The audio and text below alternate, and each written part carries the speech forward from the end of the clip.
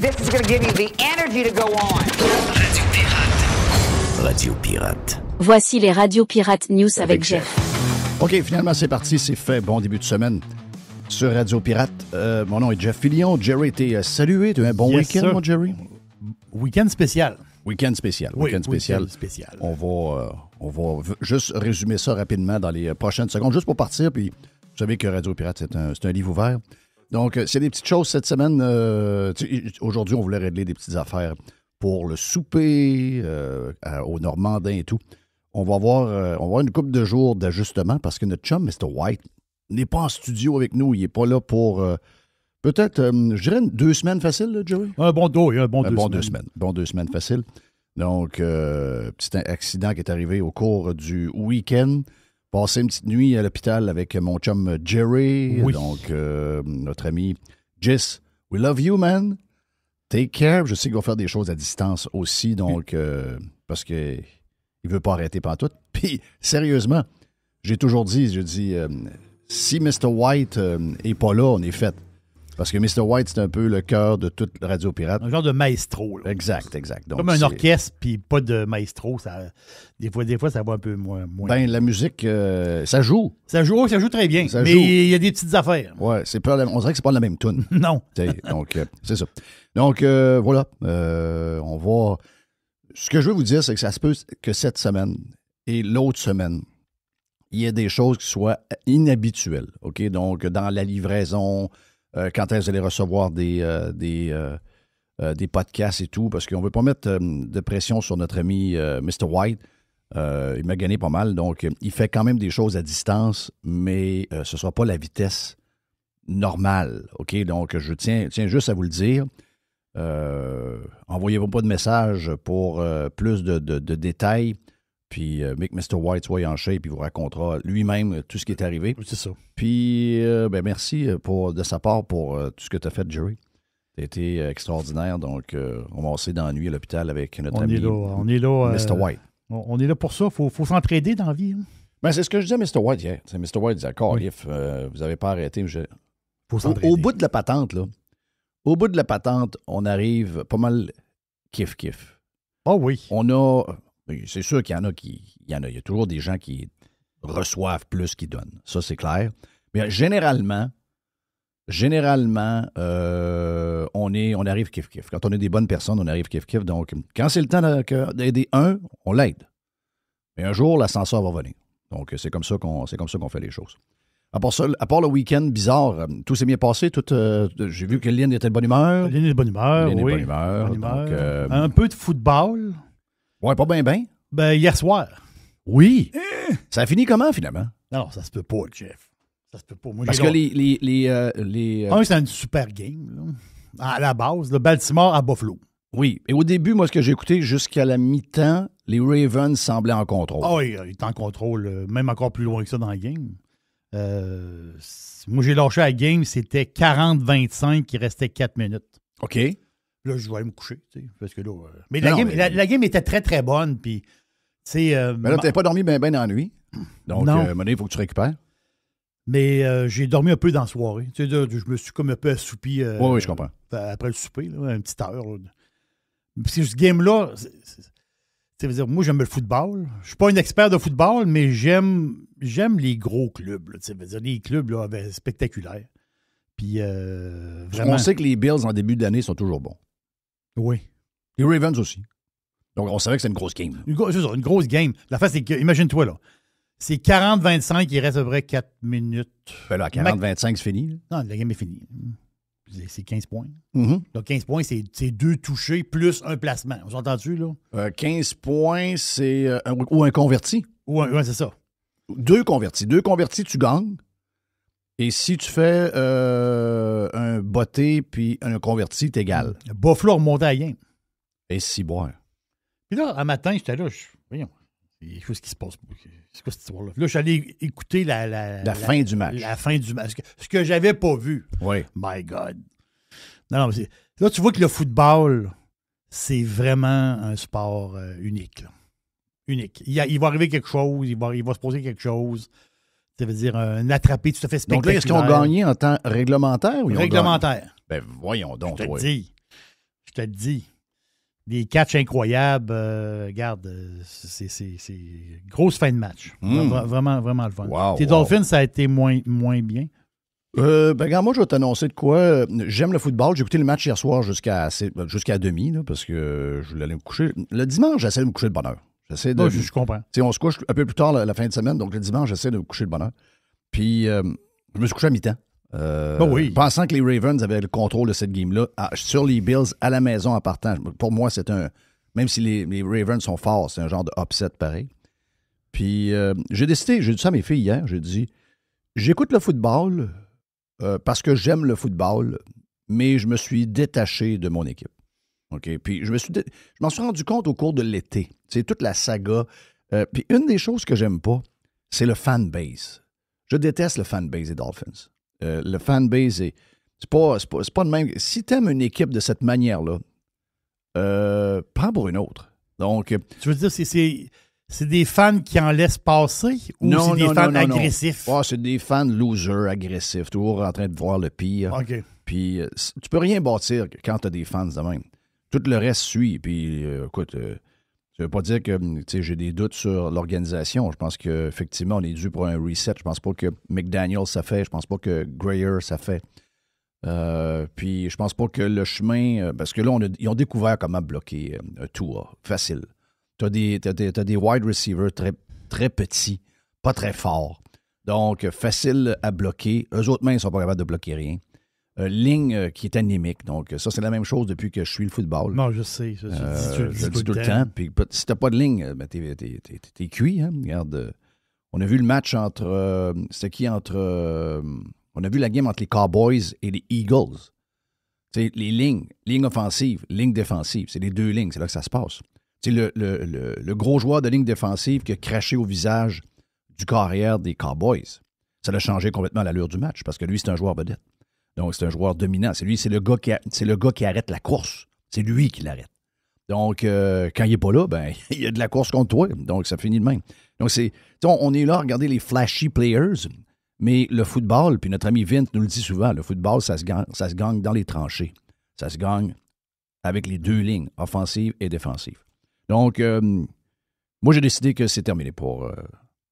Je prends une pause de Dolphins. Je prends une pause jusqu'au temps que... Tu sais, je ferais pas... Avant, là, mon horaire était fait en fonction de l'heure où était le match des Dolphins.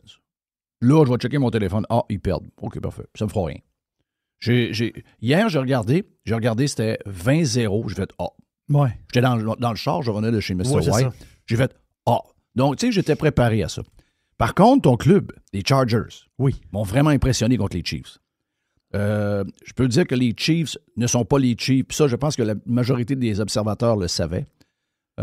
Plusieurs les mettent comme genre 6e équipe, non pas d'un premier 1, 2, 3, mais plus 6, 7. Puis ça a apparu sur le terrain.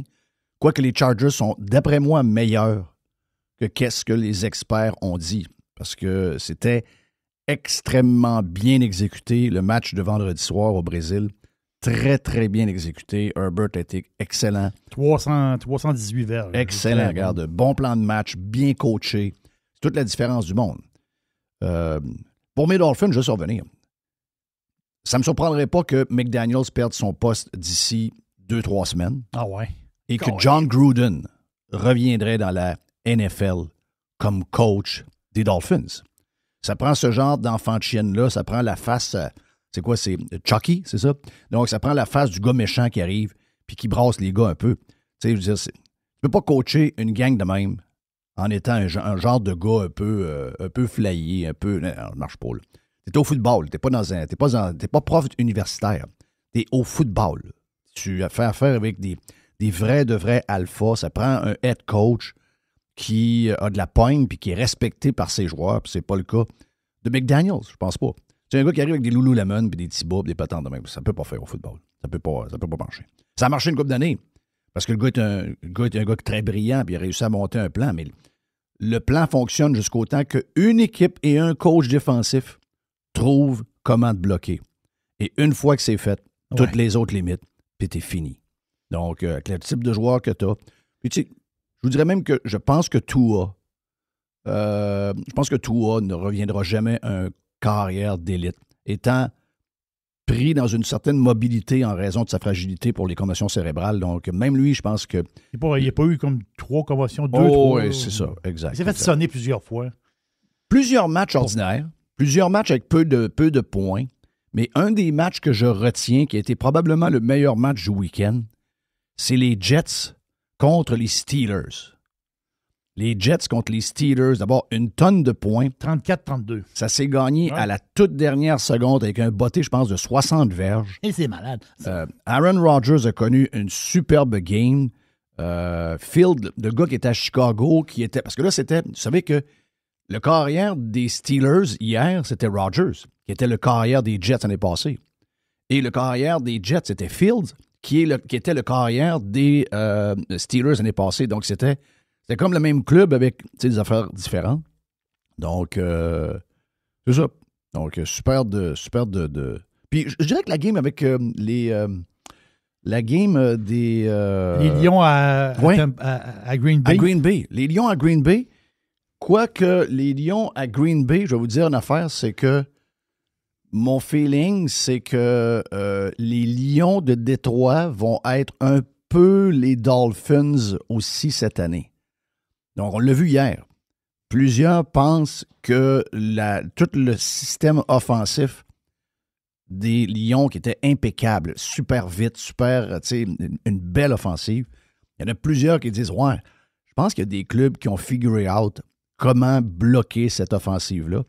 Et hier, ça a été démontré par les Packers qui ont exécuté un match parfait.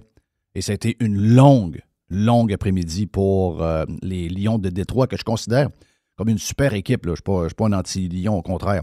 Mais je pense que... C'est quoi? C'est Campbell, le coach? Je pense qu'il va y avoir une année beaucoup plus difficile.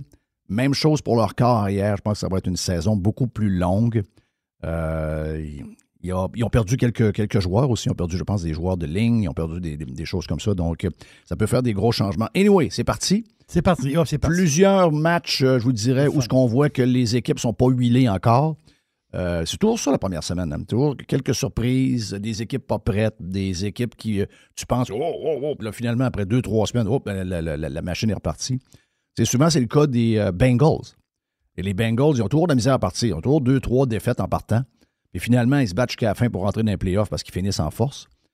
Hier, ils ont gagné. Mais ils ont gagné de peine et de misère contre les Browns. Là. Donc, tu sais, le football, c'est méchant. Comme tu dis, c'est un sport qui est unique. Unique. Donc, bonne saison à tout le monde. Super samedi de NCAA également. Plusieurs surprises. Beaucoup de surprises. Si vous allez voir le top 25, beaucoup de surprises encore ce week-end. C'est ça la beauté de la NCAA. Donc, super de week-end en fin de semaine. Entre autres, les Gators. Fuck you. Donc, les Gators qui se sont fait surprendre par un club bien ordinaire. Donc, c'était... Regarde, moi, j'ai eu du plaisir. Mon U a gagné facilement, mais ça, c'était prévu. Donc, gros week-end de sport. Puis, je veux t'amener à quelque chose que moi, je ne connais pas, qui est le tennis. Donc, Alcaraz qui gagne. Je pensais pas que... Est-ce que c'est son premier US Open? Non, c'est son deuxième. Il a gagné en 2022 pendant la COVID. Hein, c'est ça, exactement. Okay. Son deuxième. C'est son deuxième. Bon. C'est fantastique. Gros match, gros joueur. Puis c'est ce duo-là, Sinner-Alcaraz, ils sont en haut du palier, là, comparé aux autres. Ils sont carrément à part. Ils sont comme à part. Là. C'est une période un peu spéciale dans le tennis. Est-ce que Trump était là hier? Oui. Trump était au match. Oui, Trump était au match. Donc, Trump était dans le même building que Bruce Springsteen.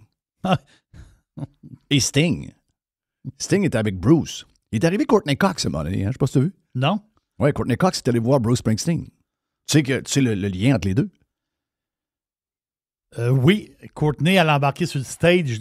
C'est elle qui c'est tout arrangé, là. C'était arrangé à ce moment-là. On ne savait pas que c'était arrangé. Oui, c'est ça.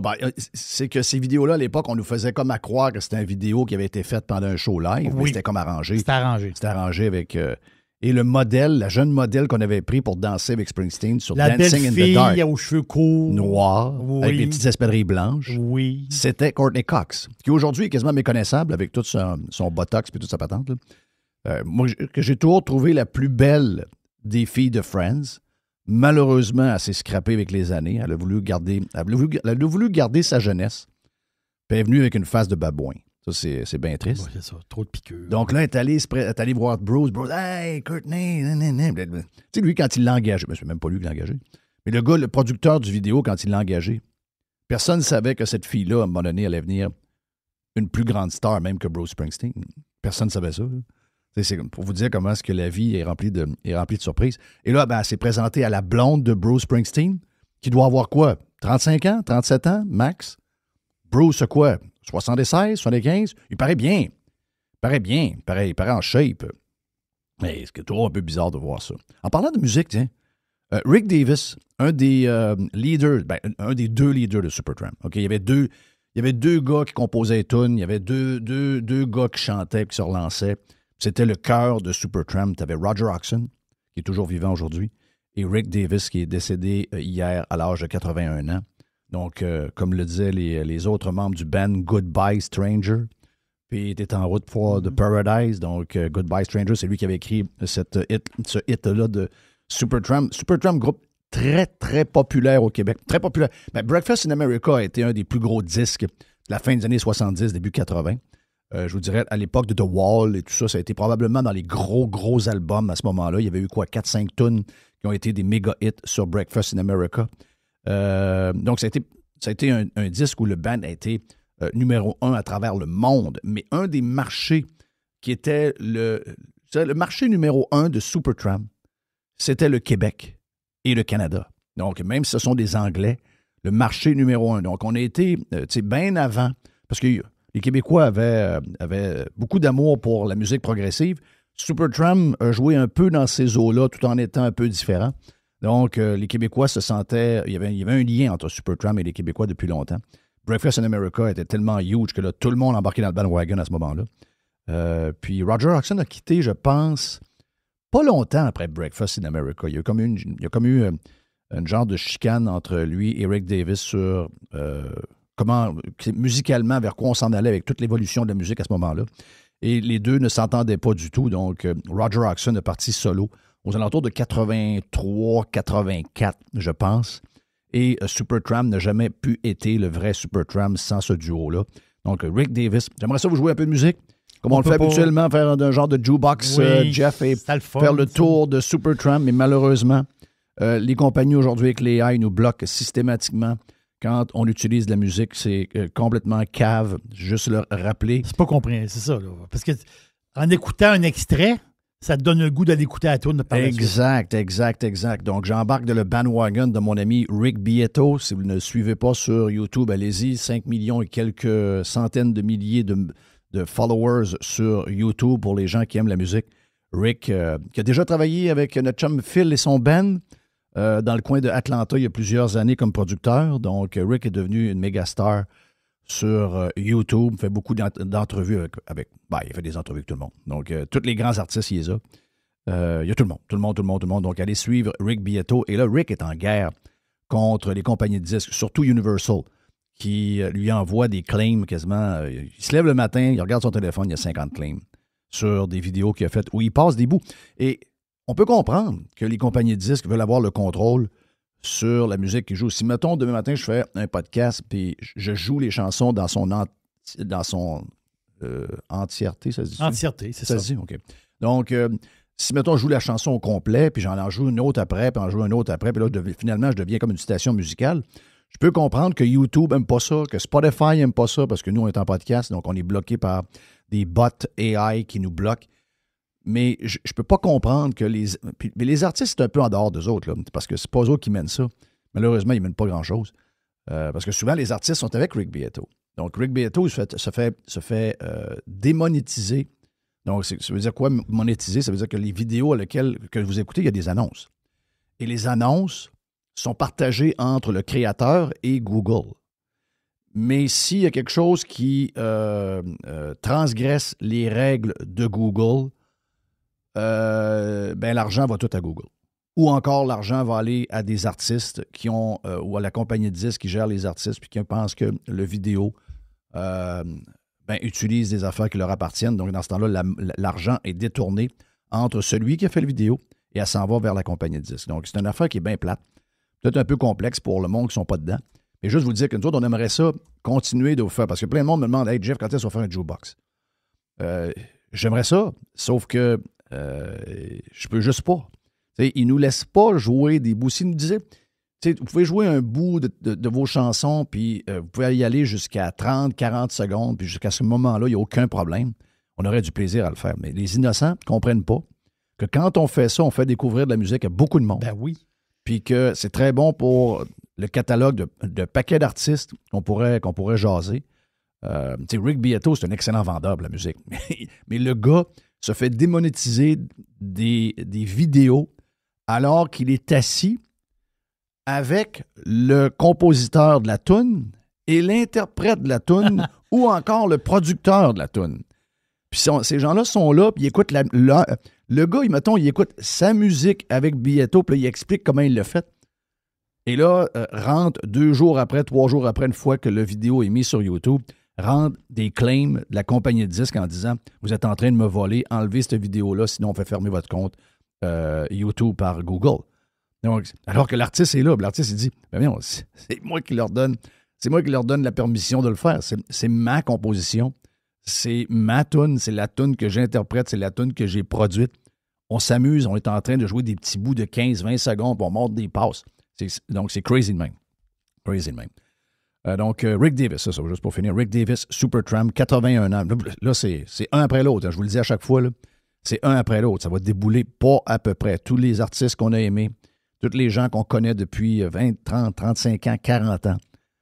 Malheureusement, ils vont s'en aller un après l'autre. Écoute, c'est ça. On n'est pas éternel. Donc, ça fait partie de la game qu'on a décidé de jouer.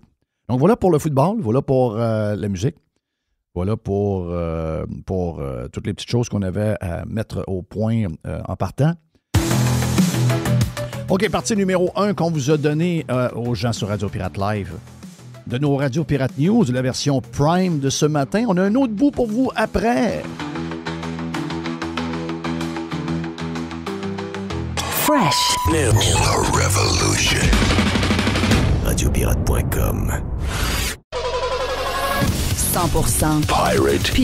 Radio Pirate. Radiopirate.com. Voici les Radio Pirate News avec Jeff. Vous êtes sur Radio Pirate Live et vous savez que sur le Prime, on fait des Radio Pirate News. Souvent, on fait 2 heures. Aujourd'hui, on a fait 1h30 aujourd'hui. On vous donne un petit bout, le deuxième, pour vous autres, les Pirates Cheap sur Radio Pirate Live pour commencer la semaine. Let's go! Let's go.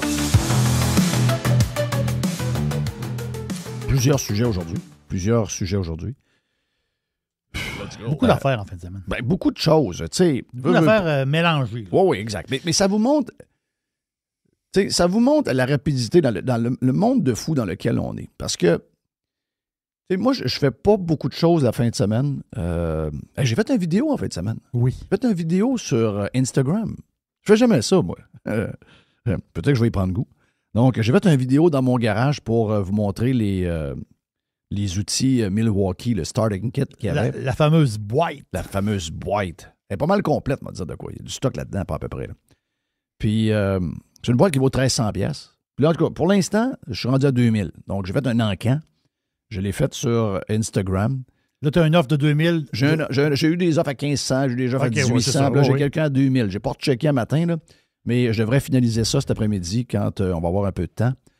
Il y a une partie que tu as un genre de retour d'impôt, là, oui, comme donation. Je ne sais pas c'est quoi le montant. Quelqu'un m'a expliqué que le don, c'est... mettons, la valeur est 1300$, puis que tu payes 2000$.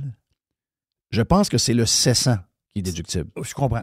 Tu comprends-tu? C'est le surplus. Oui, pour pas que les gens... Pas la valeur de la boîte. Ce qui est logique. Oui. Pour eux autres, là. Tu sais, nous autres, on aimerait ça que ce soit d'autres choses, mais pour eux autres, c'est tout à fait logique.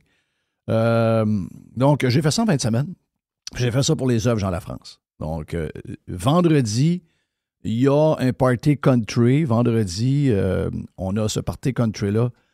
Vendredi soir, 6h, Mercedes de Québec. Donc, le showroom a été refait. On a un thème country pour cette soirée-là. C'est les boys, c'est les jeunes qui vont faire toute la bouffe dans les 2 food trucks qu'on a. Donc, ça vous tente d'aller faire un petit tour. C'est ça qui finance les œuvres Jean Lafrance, et c'est de cette manière-là qu'on sauve un paquet de jeunes dans la maison. Donc, merci. Puis, merci d'avoir enduré mon vidéo. C'est ma blonde qui tenait le téléphone. Donc, j'avais comme une caméraman productrice. J'avais Tiger qui était en train de me gratter les jambes tout le temps. Tiger. Donc, il voulait être dans la caméra. Ouais. Donc, j'ai fait ça. Il y a des chums qui m'ont écrit « Ouais, t'es rendu un influenceur. » J'ai dit « Ouais. » Parce que, tu sais, en fin de semaine, c'était comme pas Jeff, le gars qui fait des podcasts, c'était comme Jeff, le garagiste, ou Jeff, le gars de... Puis les gens m'ont passé beaucoup de commentaires sur ma salle de monde Milwaukee qui était derrière moi. Donc, je suis quand même privilégié. Merci à Nick de Milwaukee. Au début, je pensais que c'était l'entreposage, mais là, ça a l'air qu'il s'est rééquipé de A à Z. Donc, j'hérite peut-être de quelque chose.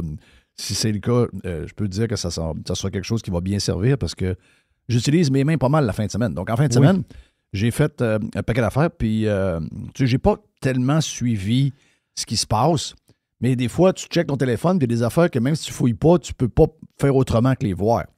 Et c'était le cas, entre autres, de la Karen de... Est-ce que ça s'est passé dans le building des Marlins? Non, je pense que ça s'est passé à Philadelphie. OK, ça n'avait pas l'air... Mon feeling, c'est que les Phillies jouaient à Miami. OK. Donc, c'était une gang de... Parce qu'il était plusieurs avec les couleurs des Phillies, là. Oui, mais j'imagine que si t'es... en tout cas, je dis ça sous toute réserve parce que je pensais que c'était dans un building à l'intérieur. Je me disais, sont-ils à Philadelphie ou sont à l'intérieur de quelque chose? Parce que c'était plus sombre un peu. Ça n'avait pas l'air à l'extérieur. C'était peut-être à Philadelphie. Je vais vérifier. Mais j'imagine que c'est plus Philadelphie que... Mais je pensais que c'était à Miami avec les Marlins. Je pensais d'avoir vu l'organisation des Marlins en Marlins arriver. Mais la Karen, ça a été le sujet de la fin de semaine. Elle n'a pas passé un bon week-end. Elle n'a pas passé du tout un bon week-end. Pour les gens que c'est impossible de ne pas vu. Là. La fille qui s'en va voir le père de famille puis qui dit « Hey, tu m'as volé ma balle. » Puis c'était ma balle à moi. Puis le gars, il l'écoute. Il dit « Prends la balle qu'il avait donnée à son fils, son jeune fils. » Il reprend la balle dans la main de son fils et il la donne à la Karen qui est là. Tu as raison, c'est au Marlins Park. Oh! Mm-hmm. Ah, t'es observateur. Mm-hmm. Parce que je pense que la madame qui arrive avec les sacs, parce que le kid a fait un beau tour après. Là. Le kid, la madame qui arrive avec un paquet de marchandises. De surprises, puis de cadeaux, tout ce que tu veux. Là. Donc, je pense que c'était une madame d'organisation des Marlins. C'est là que j'ai allumé. Puis par après, l'organisation des Phillies a invité le jeune à aller rencontrer ses idoles alentour du locker room de l'équipe. Donc, pour lui, ça a été finalement une journée de rêve. Mais ça vous montre pareil. Ça veut dire quelque chose. Ah oui. Puis, c'est incroyable. Tout va ensemble. Le nom, la Karen, ça a été collé à ça. Mais quand on imagine une Karen, c'est exactement ça qu'on voit dans notre tête. Là. Une fille avec des cheveux d'une couleur sur le dessus, le fond d'une autre couleur, les lunettes. Tu le sais qu'elle a voté pour Kamala Harris. Tu le sais que c'est une fucking démocrate.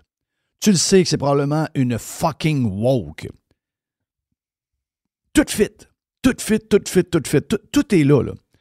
Et on dit que notre société est divisée. Mais on ne peut pas fonctionner avec... Il y a des gens... La majorité des gens que je connais ne peuvent pas fonctionner avec une Karen de même. Tu peux pas être ami avec quelqu'un de même. Tu peux pas travailler avec quelqu'un de même. Tu peux pas avoir ce genre de femme-là dans ta famille. Tu peux pas... Tu peux pas rester dans la même place. C'est fou de même, là. Puis, je me suis posé beaucoup de questions sur le père. C'est clair dans ses yeux que c'est un bon gars. Oh oui, le père, il n'a quasiment eu peur. C'est de ça que je veux te parler. Quand il est arrivé, il a fait comme un genre de saut. Oui, il faisait un saut. Il a fait un saut. Les amis, Accepte pas ça, là. La balle, t'as garde, là. On peut pas laisser gagner ce style gang-là tout le temps. À un moment donné, il faut les envoyer chier. T'sais, moi, en fin de semaine, je vais vous raconter ce qui est arrivé. Moi, en fin de semaine, je m'en vais... ma blonde, son téléphone était dû pour être changé. Là. Ça fait au moins 2 ans qu'il est dû pour être changé. Puis, je dis, bon, ben écoute, il pleut. On va aller chez Belle, puis on va aller changer le téléphone. Puis on va voir Sébastien. Finalement, Sébastien n'est pas là. C'est un de ses bras droits qui est là, bon kid. 2 bons kids qui étaient là. Celui qui était plus jeune, qui était un nouveau, puis l'autre qui est le genre de bras droit à Seb. Donc, finalement, on change le téléphone. Mais là, il y avait de quoi, puis il me dit, ouais, là, avec la patente, la sécurité, vu que le code n'est pas bon, on a comme un 59 minutes à attendre. Bon, je dis, parfait. Je vais aller au Costco, là, aller chercher le steak. Je vais me chercher une bavette de bœuf au Costco. Et là, j'arrive là, c'est le bordel. Asti, il y a du monde. Quand il mouille. D'ailleurs, je veux saluer Étienne. OK, Étienne, j'adore Étienne. Étienne travaille au Costco, 32$ de l'heure. Étienne est là, puis quand j'arrive, c'est pas tout le temps. Il y a bien beau avoir 50 000 personnes dans le Costco. Bonne nouvelle pour les gens de Québec et ses alentours. Là, il y a un 3e Costco qui s'installe, l'ancien Renault Dépôt. Donc, entre celui de Le Bourgneuf et celui de Sainte-Foy, il va en avoir un autre. Donc, ça va diviser les 2 places parce que, en fin de semaine, c'était crazy. Sais-tu combien c'est de gens aux caisses à l'heure? Parce que Costco calcule le nombre de gens aux caisses. Une journée comme samedi, il passait aux caisses 400 personnes à l'heure. 400 personnes. Faut que ça avance. Hein? Faut que ça roule? Faut que... Et sais-tu c'est quoi le record? En tout cas, de celui de Sainte-Foy, le record, c'est 700 personnes à l'heure. Genre un 23 décembre. 700 personnes à l'heure. Donc, Étienne me donne plein de hits sur plein d'affaires. Étienne est un super partisan de Max Verstappen. Il avait sa chemise, Red Bull sur le dos suite à la pole. Et grosse victoire en fin de semaine de Max, qui a été hyper rapide à Monza. Quel track extraordinaire. Donc, superbe course en fin de semaine de Max Verstappen. Quel talent incroyable. Puis, Étienne me dit plein d'affaires, ce qui se passe, puis tout. Puis il me dit, là, je veux que tu dises de quoi Jerry, là. Je dis, oui, je vais te dire ça, OK? Je dis, dis-moi c'est quoi. Il dit là, il dit, moi, des fois, il dit, je me commande du Uber Eats. Puis il dit là, dites aux pirates, là, que Uber Eats, c'est parfait, mais il ne faut pas se commander de pizza. Puis il dit, Jerry, c'est le pizzaman, là. Faut qu'il sache. Parce que les pizzas, ils arrivent tout croche, si t'es 2e ou 3e, il se passe des affaires. Oui, je contrairement à un burger, tu peux pas vraiment réchauffer ça au micro-ondes, tu comprends? Mm-hmm. Donc, Étienne, qui est un personnage. Donc, Étienne, c'est un personnage, c'est un gars. Je suis certain que vous l'avez déjà rencontré au Costco Sainte-Foy. Good boy, bon pirate. Donc, il dit... Fais livrer tes pizzas, mais directement au restaurant. Et là, il me l'a dit 5 fois, là. Il m'a dit, Jeff, il me l'a dit avant de partir. Tu me promets que tu vas le dire à Jerry pour pirate, là. Hein? J'ai dit, Étienne, faites-en pas, je vais m'occuper de ça, je vais passer le message. Donc, message passé. OK. Donc, j'arrive au Costco. Tiger est dans le char avec sa mère. Et il mouille. Donc, j'ai dit à ma blonde, j'ai dit, attends, je vais partir dans la jungle puis je vais aller chercher le steak. C'est que j'ai pas d'autre chose à acheter. J'ai pas besoin de prendre de pouce-pouce, j'ai pas besoin de rien. Et là, ben, il mouille. J'ai comme une calotte. Puis, tu sais, j'ai un hoodie, donc j'ai pas rien de pluie, mais il mouille pas mal.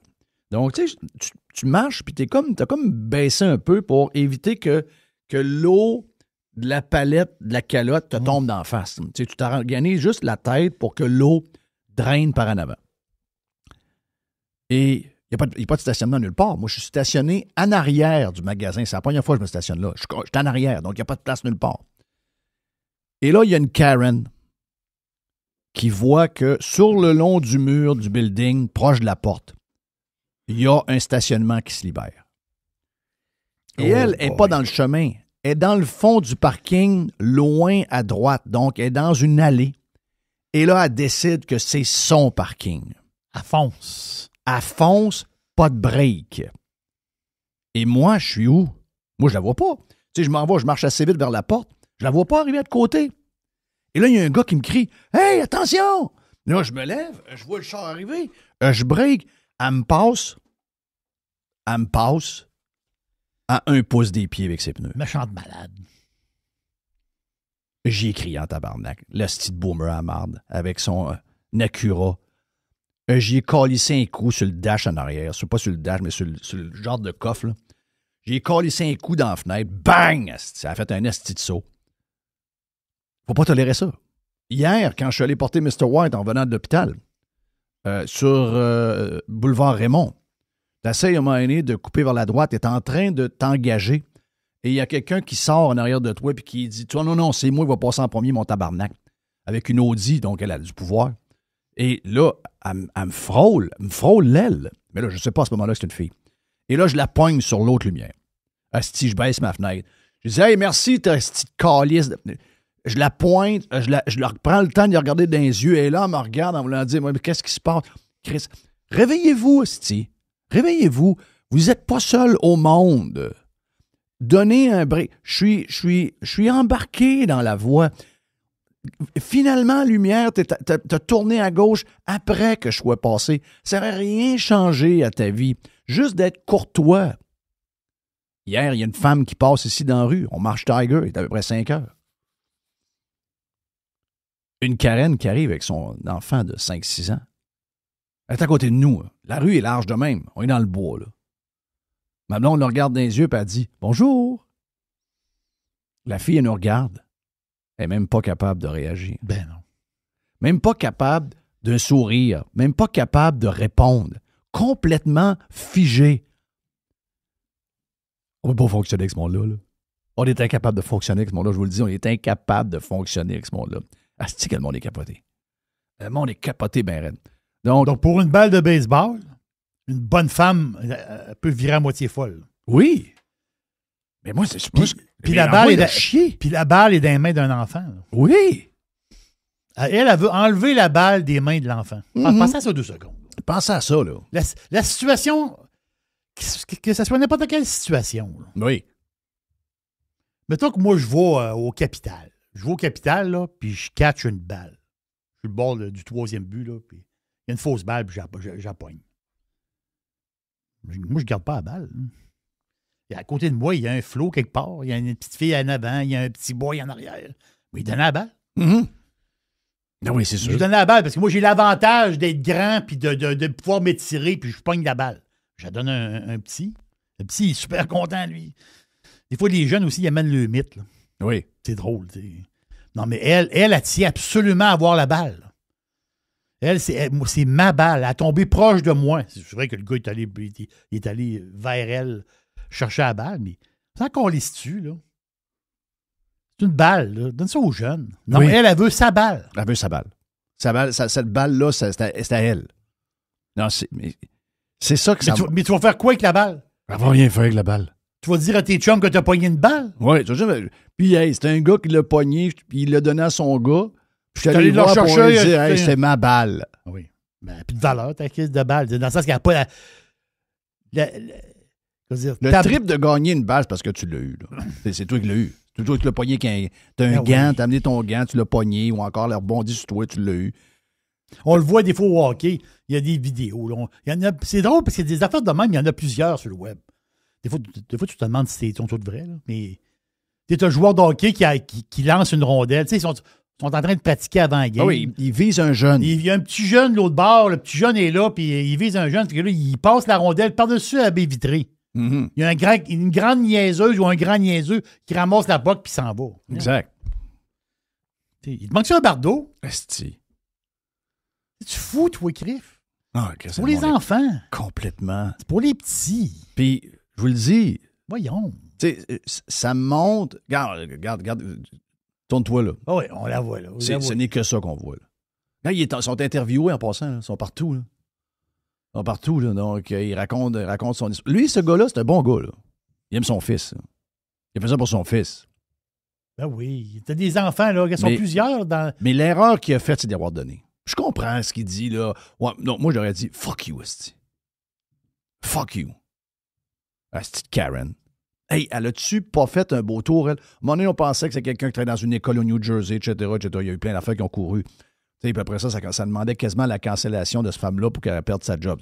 Calmez-vous les nerfs. Oui, c'est ça. Il faut... elle est en train de payer pour son histoire. OK? Là? Elle a le...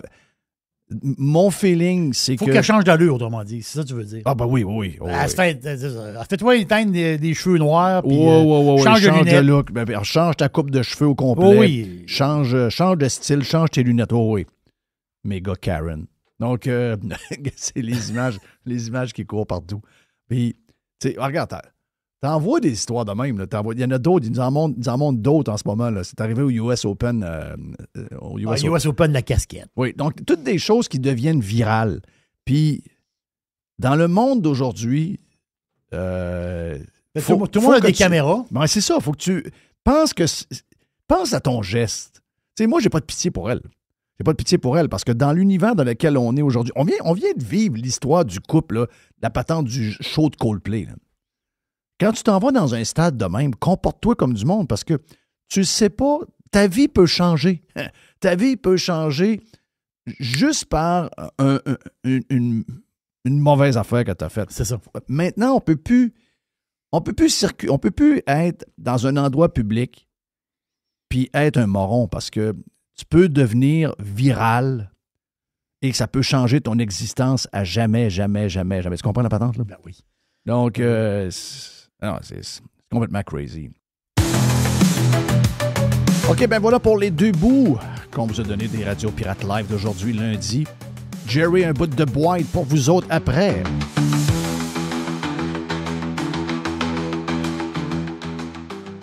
Faites partie de l'invasion. Radiopirate.com. Radio Pirate. 100% 100% pirate. Radiopirate.com. A definite breakthrough step in home entertainment. La chronique de Régent Tremblay vous est présentée par les sauces Fire Barnes. Fire Barnes. Fais-toi plaisir, mets-en partout.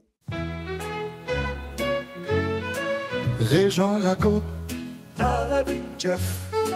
Régent informe avec Jeff. Régent dérange avec Jeff. Régent s'amuse avec Jeff. Régent podcast avec Jeff. Régent à Radio Pirate avec Jeff. Régent à Radio Pirate avec Jeff.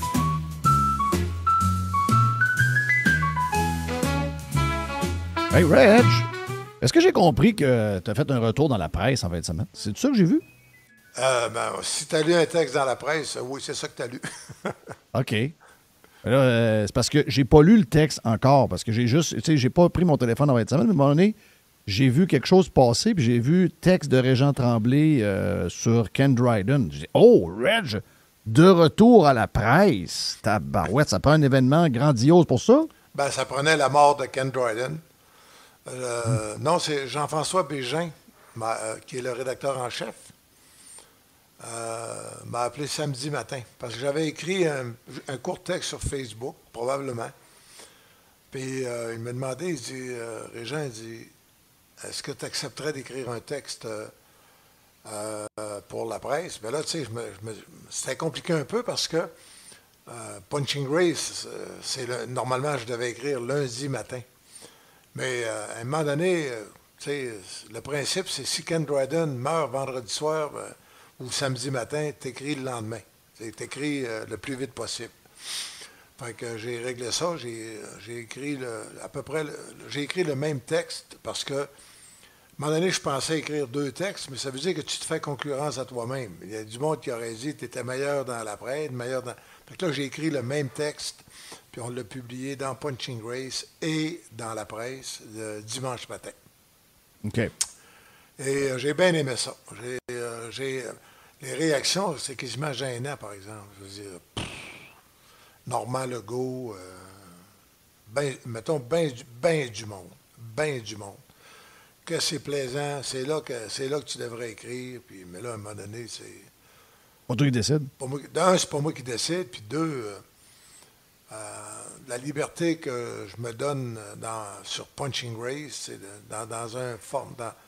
Tu sais, si à la presse, on décide que ce qui est gros le mercredi matin, ce qui est prévu à être gros, c'est les Roses de Montréal, leur équipe féminine. Si ça ne me tente pas, je n'ai pas le goût pantoute de chroniquer sur une affaire que ça ne me tente pas. Mais, en tout cas, mais sur un sujet que ça m'intéresse, parce que, tu sais, je regardais la mise en page, je regardais la correction.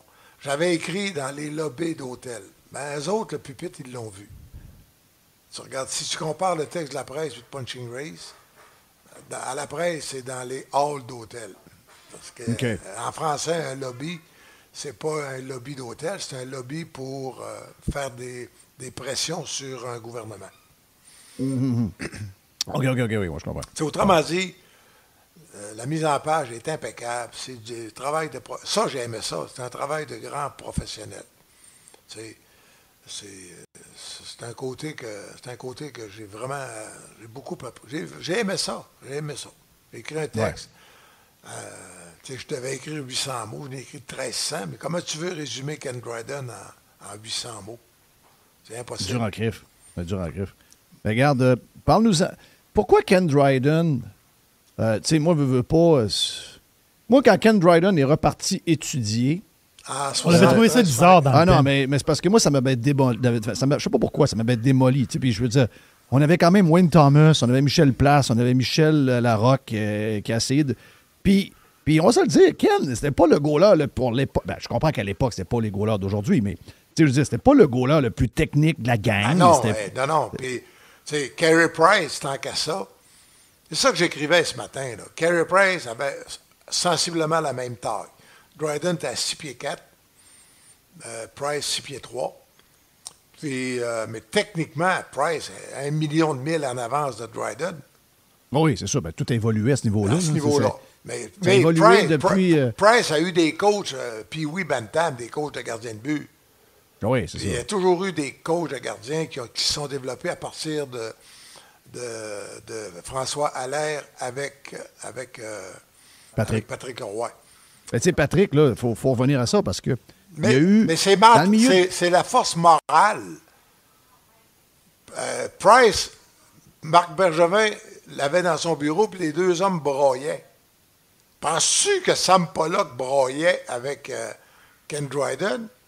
Puis penses-tu que Serge Savard braillait avec Patrick Roy? Non. C'est la différence, c'est là. C'est Dryden, c'est un oiseau extraterrestre dans le club de hockey canadien dans le temps. Là. Ben oui, tu dis que tu n'as pas lu le texte, mais j'écrivais ça que... Je me rappelle, moi, dans l'avion, là, mettons, on s'en allait à Chicago. Ça m'avait frappé parce que Chicago est un vol commercial d'Air Canada, donc 2h30 direct à Chicago. Puis le vol partait vers 2h. Fait que les gars souvent, prenaient pas le temps de dîner. Ils savaient que dans ce temps-là, Air Canada ne vendait pas un sac de peanuts de 2 piastres ou 4 piastres. Vers 3h, ils passaient un plat de sandwich, ce qu'on appelait les sandwichs Air Canada, là, avec 2 pouces de viande, puis des légumes. Mais il y a des gars comme Bonnet, puis les autres, ça jouait aux cartes. Les joueurs demandaient à d'autres clients de se changer de place, puis ils se retrouvaient 6 gars sur 2 rangées, puis ils pliaient les blancs. Je ne sais pas ce qu'ils faisaient, mais ils s'arrangeaient pour pouvoir jouer aux cartes. Ils jouaient au 9. Ils s'organisaient 2-3 games de 9. Évidemment que ça gageait. Mais Dryden, lui, il était plus en avant. Il était tout seul. Parce que dans ce temps-là, il faut dire une affaire, dans ce temps-là, dans les avions et dans les autobus, il y avait des bancs face à face à l'arrière. C'est là tu pouvais mettre une table. Oui. Ça, aujourd'hui, ça n'existe plus dans ni un ni l'autre. Mais avant, c'était le même. Il faut dire une affaire, pour avoir joué au hockey, pas pire, puis avoir été dans ces autobus-là, les 6 qui sont assis ou les 5 qui sont assis à la table, c'est les 5 leaders. Là. C'est les 5 chefs. C'est les 5 chefs. Il n'y a pas de... Les plus mous ne peuvent pas faire leur place là. C'est un test de caractère. Savard, Pointu, Robinson, c'est là qui était. Ben oui. Et Dryden s'installait complètement en avant pour être tranquille. Là, il y avait son attaché. As-tu déjà vu ça, un joueur de hockey qui se promène avec son attaché case? Oui. À cette heure, ce temps-là? Oui, à cette heure, à cause ils cachent leur ordinateur dedans pour pouvoir gambler la nuit. Ouais. Fait que... pas gambler, gaming. Oui, c'est la game en masse. Oui, c'est ça. Donc, et là, Dryden, il sortait ses documents de droit. Il était à McGill. Fait qu'il travaillait tranquille dans l'avion. Mais les joueurs savaient que Dryden n'aimait pas ça trop dépenser. Fait que là, Lambert, les 2-3 autres, ils amenaient leur case de sandwich en plastique. C'est ça. Là, ils donnaient ça à Kenny. Ils disaient, tiens, Kenny, ton souper. Mais Dryden, au lieu de se fâcher, il jouait à la game avec eux autres. Là, j'ai vu, je vois dans le pedigree de Dryden, qui a joué à Cornell, l'université de Cornell, à Boston. dans l'État de New York. Dans l'État de New York, ça? Je sais, Cornell, Connecticut ou New York, oui. Oui, c'est ça. Donc c'est réellement un intello. Oui, parce que Cornell, là, c'est le Ivy League. Là. On est dans les top... On est les top universités. Oui. Et donc, tu sais, mais là, il arrivait dans sa chambre. Fait que, au lieu de... Lui, il ne descendait pas en bas. Là, les gars s'en allaient au bar. Les gars se prenaient un taxi. Puis là, on se ramassait dans des bars où les gars mangeaient. Puis honnêtement, ça prenait un coup solide. Puis, mais lui, Dryden, il restait dans sa chambre. Puis, sais-tu quoi, il n'était même pas obligé d'avoir le room service. Il mangeait les 2-3 sandwichs qu'il y avait. Puis, il était de même. Puis, Larry Robinson me contait, quand j'ai fait le documentaire, je suis allé voir Larry en Floride, au nord d'Orlando. Puis, il disait, tu sais, nous autres, mettons qu'on faisait un gros party, on collectait 100. Dans ce temps-là, avec 100$, t'avais de la bière pour tout le monde. Oui, c'est une règle, là. Fait que, mais il dit, on collectait 100, 200. Mais il dit, on cotisait pas, Kenny. Il arrivait avec sa bouteille d'eau. Quand il venait, il dit, on le savait, il était de même. C'est un extraterrestre dans la gang. Là, dans la gang. Là. Mais les gars l'aimaient. Parce que les gars avaient... Mais il y en avait des extraterrestres. Penses-tu qu'Yvon Lambert, que c'était pas un extraterrestre? Mais en voyant la petite jument. Hein, ben oui, ils vont. Ça y est encore un, là. Ben, oui. C'est encore un personnage. Il a été un personnage jeune, puis il va être là. Tu sais, j'avais écrit que pendant... Je l'avais écrit. Imagine-toi aujourd'hui, le journaliste, il serait emprisonné. J'avais écrit que dans le vol de Détroit-Vancouver, que Yvon avait battu un record, 15 bières. Le lendemain, il dit, Clis, Régent, il dit, quand tu écris à propos de moi, écris les vraies affaires. C'est pas 15, c'est 17. C'est 16. Ah, 17, ben oui. Ah oui. Ah, moi, j'ai déjà été dans un bar, un de mes chums, puis Yvon avait été invité, je sais pas trop, c'est une histoire de tournoi de balle, je sais pas. Là. Mais c'est incroyable, la quantité de bière qu'il prend, là. C'est phénoménal, là. Le gars, il est capable pour vrai de... J'en ai vu, j'étais un gars du Saguenay, là. On en a vu d'autres, là. Non, Yvon, il est très, très, très solide. C'est un bon yard, en plus, là, faut pas oublier ça. Il ne te place pas, ça le rend pas agressif. Non, c'est un bon yard, là. Yvon, il vient juste un petit peu plus... Après la 8e, il devient un peu plus... Un peu plus coloré. Un peu plus... Oui, hey, j'avais écrit dans l'avion, je ne sais pas si ça vous intéresse, ces histoires d'avion-là, mais j'avais écrit... Tu sais, Christy, il battait Buffalo, puis là, on s'en allait à l'aéroport. Les autres journalistes dictaient, improvisaient. Il n'y avait pas de cellulaire. Ça fait que tu parlais. Il y avait un téléphone dans le garage. Fait que là, les gars se passaient le téléphone pour dicter. Ils appelaient ça dicter quote. Puis un vétéran journaliste à Montréal qui arrangeait des quotes a déclaré alors que. Tu comprends? Mais c'était pas... Le gars, il dictait quote. Et, mais moi, la presse, à cause du deadline, j'écrivais mon article dans l'avion. Fait que là, je m'installais, je baissais la petite tablette, ça faisait clac, clac, clac, clac, et tout le long. Le genre de touche, là. Et là, à un moment donné, Lambert, il était rendu probablement à sa 7e. Il vient sur dessus de l'épaule. Elle pique encore. La 7e, elle pique encore un petit peu. Oui. Il dit, Clis, Reg, il dit, c'est pas vrai, ça, que j'ai regardé à côté quand Schoenfeld me poignait devant le net. Je l'ai regardé dans le blanc des yeux, tabarnache, puis c'est lui qui a baissé. Bon, j'ai dit, attends. Hey, non, mais ça, à chaque fois que t'en parles, là, c'était incroyable comment. Mais c'est pour ça que vous étiez bon, là. Mais vous étiez dans la nouvelle. Ah, Christy, comprends-tu? Vous étiez dans la nouvelle. On était dedans en tabarouette, je me rappelle. Ben oui, t'étais pas juste loin en train de décrire. Ça, on peut tout faire ça. Votre force, c'est que vous étiez inside the rope. Vous étiez dans la place. On était dans le ring. On était dans le ring. Puis à matin, j'ai fait avec Serge Savard. on parle avec Patrick Lagacé à Cogeco. Donc, mais tu sais, je regardais Serge s'est porté à défendre. Tu sais, l'esprit de groupe, là. Pas pour rien qu'ils gagnaient, ces gars-là. Ça fait 50 ans de ça. Ben, sais-tu quoi? Ils lâchent rien. Tu sais, j'ai raconté comment est-ce que Kenny, des fois, il ramassait un sandwich. Je ne l'ai pas dit en ondes un matin, là, mais Christy, il achetait des fois ses manteaux d'hiver. Tu sais, Samuelson, la veuve Samuelson, il y avait des pawn shops l'autre bord de Saint-Antoine, juste en face de la presse. Donc, il y avait un côté cheap. Oh, ben, mettons, économe. Économe. Ben, puis c'était le plus haut salarié du Canadien. Ouais. Mais il était de même, puis sais-tu quoi, il n'a jamais gaspillé. Tout de suite, Serge s'est porté à sa défense, puis il dit, Kenny a donné en masse, puis quand tu sais, dans les dernières années, des gars étaient dans le besoin, puis quand tu dis des gars étaient dans le besoin, c'est Chris Nyland. Oui, c'est ça. Hey, mais je te pose la question. Ouais. Parce que c'est sûr que, tu sais, moi c'est le début. Toi, quel âge t'avais en 75? Écoute, j'avais 8 ans, 9 ans. Moi, je me rappelle comme si c'était. Moi, je ne vivais que par le hockey. Là, je veux dire, je restais en avant d'une patinoire. J'allais apprendre par tout seul. Je partais avec mes patins moi-même à travers ce que je voyais comme des adultes, mais c'était probablement des gars de 16-17 ans. Donc, moi, ça a toute partie de mon amour du Canadien. Là, c'était gros. Là. Moi, j'avais mon verre de lait du Canadien, puis l'été, j'avais mon verre de lait des Expos. Là. C'était ça, ma vie. Là. Il n'y a pas d'autre chose. Puis. Donc, nous autres, on l'a vécu, là. On l'a vécu, puis on sait, en parlant de ça, on a des souvenirs, on a des émotions. Je comprends que pour plusieurs personnes, mettons, qui ont 40 ans, 45 ans, ils n'ont aucune idée c'est qui. Non, mais ils n'ont aucune idée c'est quoi Patrick Roy. Ben, ils sont probablement comme moi avec Ken Dryden. Ils sont probablement pas pires sur Roy. Mais, tu sais, je veux dire, mettons qu'on fait abstraction de nos âges. Toi, tu es capable de faire cette analyse-là parce que tu as vécu les j'ai vu Plante, moi. En plus. Ben oui.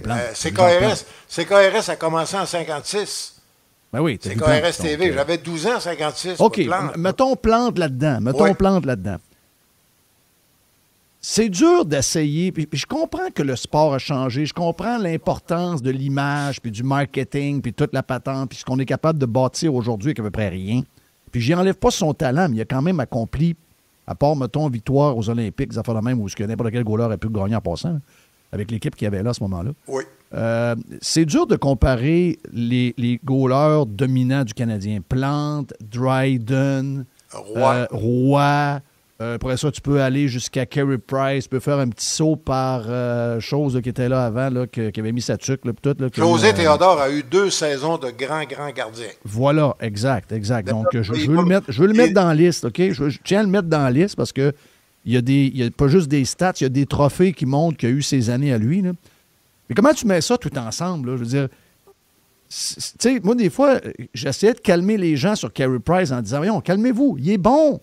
Mais là, à date, il n'a rien accompli. Il n'a pas encore traîné son club à lui tout seul. Il a pas.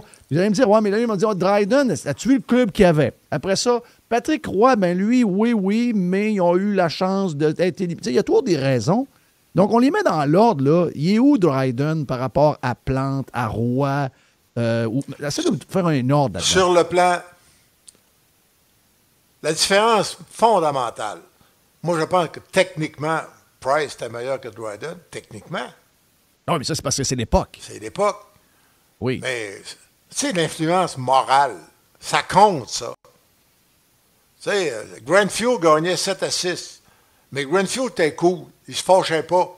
Mais un goaler qui aurait pété une fuse parce qu'il ne gagnait pas le trophée Vezina avec les Oilers d'Edmonton, qu'est-ce que ça aurait donné? Oui, ça aurait donné le bordel dans le champ. Oui. Donc, Granfield, si tu regardes ses stats, tu dis, ben voyons donc. Puis avec Gretzky, Messier, Glenn Anderson, puis Paul Coffey, n'importe qui aurait gagné. Oui, mais Few, il avait le tempérament qui allait là-dedans. Oui, ça fitait. Moi, je dis que Ken Dryden, la preuve, sais-tu quoi? Dryden, à un moment donné, Sam Pollock il a offert un contrat. Dryden trouvait que c'était pas assez. Il ne s'est pas battu. Il a dit merci beaucoup, bonsoir. Il est allé faire son barreau. Oui, c'est ça. Dryden, il a gagné le Smythe avant le Calder, puis il a eu son barreau avant son diplôme d'avocat. Oui. c'est ça ça. me donne une idée, ça. Oui, c'est ça. Et l'année qui est... D'ailleurs, l'année où... c'était en 74, la fin de 74, donc le Canadien, c'était Bonnet-Larocque, puis ils se sont fait battre par les Rangers en première ronde. Oui. On avait 3 goalers cette année-là. Je vous l'ai dit tantôt, il y avait 3 goalers en rotation. On avait Bonnet-Larocque, on avait Michel Place, puis on avait Wayne Thomas. C'est ça. Puis il n'y en a pas un là-dedans qui était meilleur que l'autre. Non, puis il n'y en a pas un qui avait la force mentale. Dryden, là, je veux dire, les gars le taquinaient, mais Dryden était... Regarde ce que ça faisait. Moi, te le dire ce que ça faisait. Hey, à Boston, là, 19 Quand shots. il avançait, Reg, il avançait, OK, le jeu arrête. Il y a peut-être une annonce à la TV, je ne sais pas. Quand il avance entre le but et la bleue, puis qu'il s'installe son hockey, ça veut tu dire... sais que... Ça veut dire que je suis en contrôle de la place. Ça veut dire qu'il n'y a absolument rien qui m'énerve ici. Exact. C'est ça le message qu'il envoyait à l'autre bord.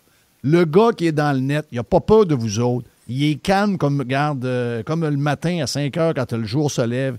Le lac est calme. Il est calme. Puis, I'm in charge. OK? C'est moi qui mène. Donc, c'était ça le message que ça envoyait. Avec le masque en plus. Tu sais, veux pas, le masque. Je sais Jacques Plante, mais le masque de Dryden, tu vois ça, puis... Ben, ça a donné des œuvres d'art, des peintures. C'est ça. Le masque Exact. de Dryden. Ah oui. Donc, il n'y a pas personne dans sa terre. Pourtant, Tretiak est arrivé, il y a eu un paquet de goalers qui sont arrivés dominants. Il n'y a personne qui avait cette marque de commerce-là. Pourtant, c'est drôle, hein? C'est le gars le plus tranquille qu'il n'y avait pas, qui avait le masque le plus épeurant de la gang, quasiment. T'avais Gary Cheevers en avait un avec des... Avec des cicatrices. Avec des cicatrices. Oui, les coups, les blessures qu'il avait évitées. Oui, c'est ça. Exact. Sawchuk avait le même masque que ça aussi, avec des cicatrices. Plus de Régent sur la version Prime. Avec Jeff Régent, la radio pirate. Avec Jeff. La chronique de Régent Tremblay vous a été présentée par les sauces Fire Barnes. Fire Barnes. Fais-toi plaisir, mets-en partout. Radio Pirate. Radiopirate.com. Pirate. Radiopirate.com. Next. Il y a une petite boîte. Il y a une petite boîte. Jerry. Il y a une petite boîte. Il y a une petite boîte, Jerry. Oui, monsieur, il y a une petite boîte. Il y a... Le lundi, habituellement, tu as toujours un peu de nouvelles des leftovers du week-end que moi, j'ai pas vu. Puis il y a du boursicotage. Et il y a du boursicotage à travers. Ben oui, c'est le boursicotage. On commence la semaine avec le boursicotage. Mais dans les petites nouvelles que j'ai retenues de même, 2 affaires. C'est bizarre, ça. Les gars de l'anti-migration aux États-Unis qui rentrent dans l'usine de Hyundai puis de LG. Oui. 475 personnes arrêtées, des Sud-Coréens. Ça, c'est bizarre. Là, le PM sud-coréen, il s'en vient aux États-Unis. Il va venir jaser de ça avec Trump. Donc, ICE sont rentrés là, puis ils ont sorti du monde. Je n'ai pas les détails, savoir si c'était tout du monde qui pouvait travailler, peut pas travailler. Mais ça, c'est un dossier assez... c'est un dossier un peu spécial, ça. Ouais, ben tu sais, je comprends là, que, mettons, tu dis, je vais avoir de mon monde pour mon expertise bâtir mon usine, mais il faut que tu aies les bons papiers. Il faut que tu aies les bons papiers. Tu sais, tu peux pas... ça te prend un visa, là. Tu peux pas rentrer avec... tu sais, mettons, ils sont tous rentrés comme étant touristes, puis là, ben, ça va travailler dans une usine pendant 1 an. Là. Non, ça marche pas. Puis ils reçoivent une paye de la compagnie en tant que telle. En Corée. En Corée. Pour pas que ça paraisse. C'est ça. Ouais, là, ça marche pas. Là. Ben. Mais à travers ça, il doit y avoir des... Ça fait cowboy un peu, là. Oui, c'est ça. Là, ils disent que c'est peut-être pas tout le monde là, qui était pas régularisé. Là. Toute une histoire. J'ai hâte de voir comment ça va finir. L'autre patente, c'est de la politique, mais qu'est-ce que tu veux? Puis ça, tu t'en parles souvent. Là. La politique, comme on déteste, parce que c'est les médias. C'est les grands médias. Ils sont plus grands, là. Mais, le Journal de Montréal. C'est parce qu'ils ont sorti un genre de sondage, je ne sais pas si tu l'as vu passer, par rapport aux Montréalais, parce que les élections municipales, c'est là, bientôt, le 3 novembre. Et les Montréalais, 2 Montréalais sur 3 veulent du changement à la mairie. Mais ils n'ont aucune idée pour qui voter. Mais ils n'ont aucune idée pour qui voter. C'est donc bizarre. Non, c'est pas si bizarre que ça. Ben rien. Tu veux du changement, mais t'as pas... Mais là, l'affaire, c'est que non, mais c'est pas si bizarre que ça. Mais dans le chronique, il parle de Rabouin. Luc Rabouin. Ça, c'est le dauphin de Valérie Plante. Voilà, lui qui remplace Val. Après ça, dans l'article, il parle de Soraya Fernandez, en tout cas. Ben, Soraya est dans l'article. Après ça, il parle d'un gars qui aurait genre... 7%. 7%. Le gars s'appelle Craig Sauvé. Oui. Un bon bonhomme. Le gars de Transition Montréal. Si tu as le mot transition dans ton nom de parti, c'était une patente green. Oui, c'est sûr. Bon, j'ai entendu. Mais à aucun moment, il parle de Gilbert Thibodeau. Non, je sais. Mais ça, on connaît la green. OK, parfait. Mais genre, on va partir l'affaire.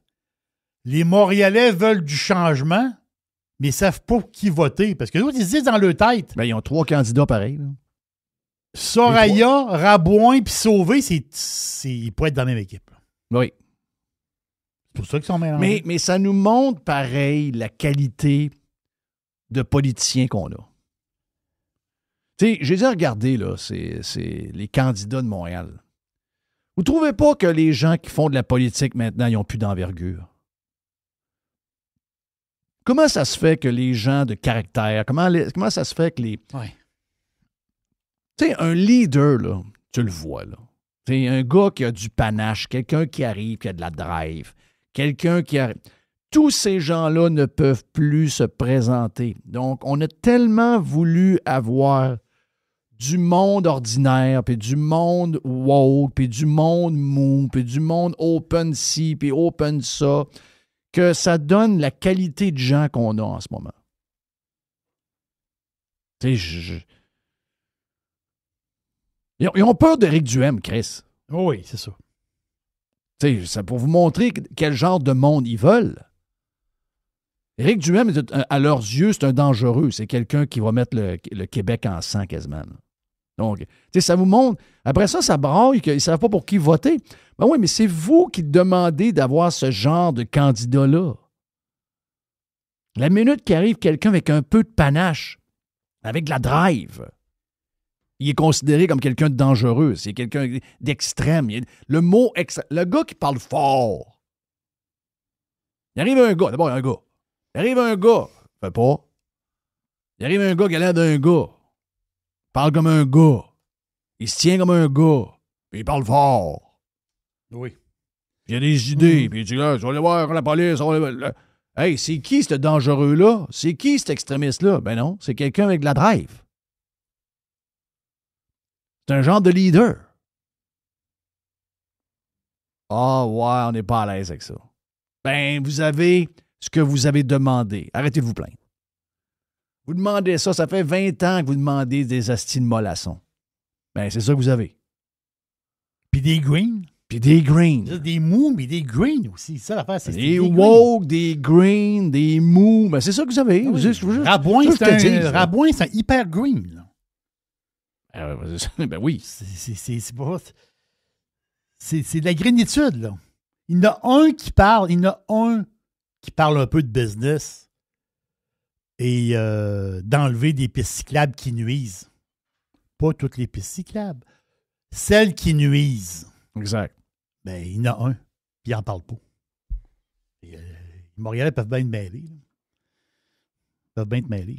Là, ils disent où je mets mon char. Je sais pas où je sais pas où parquer mon char. J'ai aucune idée, mais là, je suis fourré. On avait des parkings, on n'a plus de parking. OK, là, il faut que j'aille voter. Ben, les trois veulent qu'il y ait moins de parking encore. Mais, mais à chaque fois qu'il y a des réunions à Montréal, là, des réunions d'arrondissement ou même du conseil, tout ça, je me dis, mais comment le monde a pu voter pour toute cette gang de guenilles, là?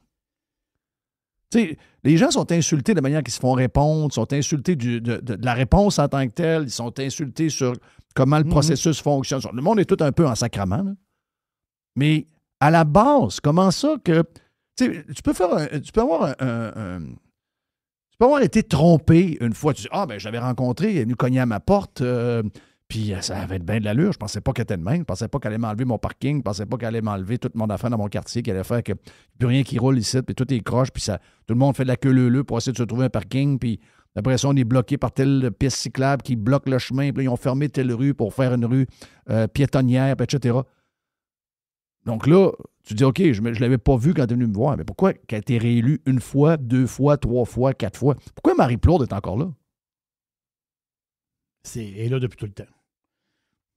Pourquoi si vous savez que Marie Plourde, c'est une méga communiste, pourquoi elle est encore là? Bon, ben là, à un moment donné... C'est des pots de fleurs puis des brouettes fleuries sur le coin des rues là, pour prendre des parkings. C'est ça, Marie Plourde. Là. Ben oui. C'est la fille des brouettes. Là. OK, première fois, tu ne sais pas, tu es élu. Première 4 années, tu dis, je m'attendais pas à ça, pas tout. Un peu comme le maire de Québec. C'est-à-dire, on savait que c'était un jogueux, ça veut dire de gauche, mais on ne savait pas qu'il était green de même. Ça, on ne savait pas. Ouais. Hey, ça, c'est un des sujets de l'histoire de la mairie de Québec. Là. C'est vraiment un sujet qui déchire tout le monde. Là. À savoir qui qu'on appuie, qu'on reste avec nos idées de quelqu'un qui va prendre la ville, puis qui va couper les taxes, puis qui va couper les dépenses, puis qui va arrêter de payer des prix de fou pour des portes de stade, des patentes de même, ou on y va dans une certaine continuité avec Ahmad, mais qu'on va être assuré de savoir que c'est pas un communiste green qui est là. Mais que quand on va avoir fini 4 ans après, il n'y a pas grand-chose qui va changer. Là. Donc, dans la famille, il y a beaucoup de questionnements. Là. Ouais, mais on n'a pas de chance de gagner que ça fait la chance. Parfait, c'est vrai. On n'a pas de chance de gagner. Mais tu vas gagner quoi avec Ahmad? C'est la question qu'il faut que tu te poses. À partir de là, ben, tu fais ce... Les gens votent pour qui ils veulent. Mais si vous pensez avoir... Si vous êtes rendu à un certain âge, puis vous êtes tanné du statu quo, puis vous êtes tanné du chemin qu'on a pris, puis vous êtes tanné de où on est parti, puis vers où on s'en va. Puis si on continue de refaire les mêmes erreurs, bien, vous allez mourir, ça n'aura pas changé. Là. À un moment donné, il faut que tout le monde se sacrifie pour ce que vous voulez vraiment. Mm-hmm. Ouais, mais je risque de perdre. Mais c'est mieux que tu perdes que finalement tu gagnes puis que tu gagnes rien. Ça donne quoi de gagner? Rien. Ça donne rien. Ça le dit, gagner rien. Et quelqu'un de mon entourage. Ouais, Sam, il a écouté, puis il trouve que t'es dur. Sam, il trouve que je suis dur. Je suis pas dur. Sam, c'est ça, là. Je veux dire, OK, parfait, on va juste élire quelqu'un qui est juste un peu mieux que Marchand. Ouais, c'est ça. OK, faites-le. C'est pas un tramway. Anyway, c'est pas ma ville, là. Je sais, mais c'est pas un tramway, mais c'est une bébelle rose. Mais ça va finir en tramway. C'est ça. Il y a plein de membres dans son équipe que lui a choisi qui sont pour le tramway. Mais Marchand n'a pas donné son... Marchand est loin d'être battu. Là, il va se mettre du bord des enfants là, sur l'Académie Saint-Louis. Là. Est-ce que tu connais l'histoire? Ouais, vite de même. Là. J'ai de la misère à saisir. C'est des condos à côté du terrain de football. Qui veulent plus qu'il y ait de musique pendant le match de football? C'est ça. OK. Ils veulent c'est un match de 3 heures. Là. Ils veulent qu'ils jouent un match de football sans faire de bruit. OK. Sans qu'il y ait de la musique, puis de klaxons, puis de... C'est assez représentatif de la société dans laquelle on vit. Oui. Puis là, il y a eu un référendum. Une société morte, plus de fun. Là. Le référendum, c'est les vieux de condos qui veulent fermer la gueule aux jeunes. Et là, le maire de Québec a sorti « Ouais, on va faire une genre de une résolution là, au conseil municipal parce que là, on n'est pas content que le référendum soit passé. OK, là, donc le référendum est passé. C'est quoi? Ce que j'ai lu, 76 personnes qui ont dit « On veut du football, pas de bruit » sur 100 résidents. Oui, je pense que c'est 111 ou 101, enfin le même. OK. Et là, le maire de Québec dit quoi, lui? Le maire de Québec, il dit qu'il va prendre le parti des jeunes. OK, bien, au moins, bravo. C'est ça. Mais je te dis, lui, il va utiliser pourquoi il le ça. fait là? Pourquoi il n'est pas fait? C'est pas un processus qui est commencé depuis... ça dure depuis 1 an. Là. OK, mais pourquoi là? Il aurait dû bloquer ça avant, le référendum. Voyons, c'est quoi cette affaire-là? Depuis quand il y a des référendums en passant? Faut-tu des référendums sur les pistes cyclables? Faut-tu des référendums sur d'autres affaires que ça? Quand ils enlèvent des cases de parking, il n'y a pas de référendum. Ah, ben, ils se crissent du bon. OK. Là, il y a un référendum. Mais je vais être plate, OK? Je vais être plate une seconde. Est-ce que ce référendum-là a été fait par les citoyens organisés par eux-mêmes ou c'est la ville qui a fait le référendum? Bonne question, je ne sais pas. OK. Je pense que c'est la ville. Si c'est la ville, puis qu'il y a eu un référendum, puis c'est 76 non contre 30, ben, ils ont gagné. Là. Oui. Si tu parles de démocratie en tant que telle? Oui. Oui. C'est plate ce que je dis là. C'est plate en jouant le vert. C'est la Ville de Québec qui a tenu un référendum. OK. Bon, ben... Si le maire de Québec intervient puis dit « Je revire le référendum de bord puis je passe une genre de patente au conseil de ville puis j'annule le référendum puis c'est moi qui décide qu'il va y avoir du bruit au football », ben ça marche pas, là. C'est 139 électrices et électeurs qui étaient inscrits sur la liste du référendum. OK, donc c'est un référendum officiel de la Ville. Oui, mais je suis sur le site de la Ville de Québec présentement. Donc, le communiqué disait « La Ville de Québec tient dimanche un référendum sur l'usage... » Ça aurait jamais dû se rendre à un référendum, ça aurait dû être réglé avant. On aurait dû mettre notre pied à terre avant, puis on aurait dû permettre que les jeunes aient du plaisir avec de la musique pendant un match de football. Mais si on s'en va à un référendum, suivez-moi là, si on s'en va vers un référendum, puis que le référendum est gagné facilement par les opposants, ben excusez-moi, le maire ne peut pas arriver et dire « Ah ben non, ben j'aime pas bien, puis l'opinion populaire alentour, c'est pas la même affaire, donc j'aime pas le résultat du référendum. J'arrive au conseil de ville, on vire ça de bord, on utilise un droit de veto, puis il va continuer à avoir de la musique pour les jeunes. » Dans ce cas-ci, ça fait peut-être notre affaire d'entendre ça. Mais si c'est le contraire, donc tu fais un référendum, puis c'est les vieux qui perdent. Oui. Puis le maire, c'est un vieux, puis il reste là. Oui. Puis il dit, mais que j'arrive au conseil de ville, on va changer ça, là, le référendum, on n'aime pas le résultat. Ben comprenez? C'est plate de dire ça quand on gagne. Quand on risque de gagner quelque chose avec un droit de veto utilisé par un politicien. Sauf qu'ils sont allés jusqu'au référendum. Ils ont perdu. La gaffe, c'est d'avoir été jusqu'au référendum, c'est de s'être rendu là. Une fois que c'est fait, la démocratie a parlé, les amis.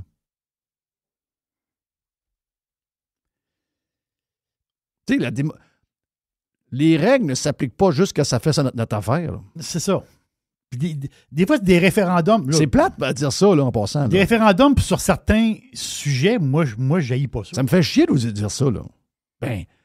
Là, je ne suis pas concerné parce que je ne suis pas là. Non. Mais je veux dire, si, mettons, il y aurait quelque chose dans mon coin ou... moi, j'ai un référendum dans mon coin, je gagne, puis le maire sort après, 2 jours après, puis il dit « Ouais, j'ai regardé le résultat du référendum, puis je verse ça de bord. » Je reste wow, what the fuck? C'est quoi la patente? Donc là, dans ce cas-ci, on n'aime pas ça parce qu'on voudrait que les jeunes puissent jouer au football avec le DJ, la musique, le bruit, les fanfares, tout ce que tu veux. C'est ce qu'on veut. On trouve ça cave que ça se soit rendu jusque-là. Mais là, il y a eu un processus officiel fait par la ville. Puis là, vu que le résultat n'est pas celui qu'ils veulent, ben là, finalement, le référendum, on va le crisser à la poubelle, puis on va faire un genre d'amendement, puis on va décider par nous autres mêmes. Ben, je sais que c'est populaire de le faire. Mais un jour, si vous faites un référendum et que vous gagnez, vous faites faire la même chose, vous n'allez pas être content bien. Donc, tu sais, c'est plate de vivre dans une société de droit, des fois. Parce que des fois, c'est pas nous autres. En tout cas, moi, quand je suis habitué, je gagne jamais. Je gagne jamais mes affaires. Je gagne jamais mes bebelles. Si à chaque fois qu'on perdait nos bebelles, on avait un genre de Trump, dictateur québécois, qui disait j'ai pris le résultat du référendum. Là. Demain matin, je fais une réunion, je crois ça à la poubelle. Je vais te dire de quoi, ça crierait, ça bleurerait pas à peu près. Là. Là, je comprends que le sujet est le fun. Là, tu veux dire, tu défends les jeunes. Oui. Facile. Là. Le maire, c'est ça. Le maire, comme je te dis, le maire va s'en servir. Là. Oui, ben oui. Ben oui. C'est pas fou, là. C'est pas fou. Lui, il est content, le maire. Il est content. Oh. Il y a une petite boîte. Hey, la boîte est Jerry. On en a pas mal plus dans la version Prime. Et même que dans la version Prime, on boursicote pendant quasiment une demi-heure. Allez vous inscrire sur radiopirate.com. Il y a une petite boîte. Radio Pirate. Do you like it? RadioPirate.com.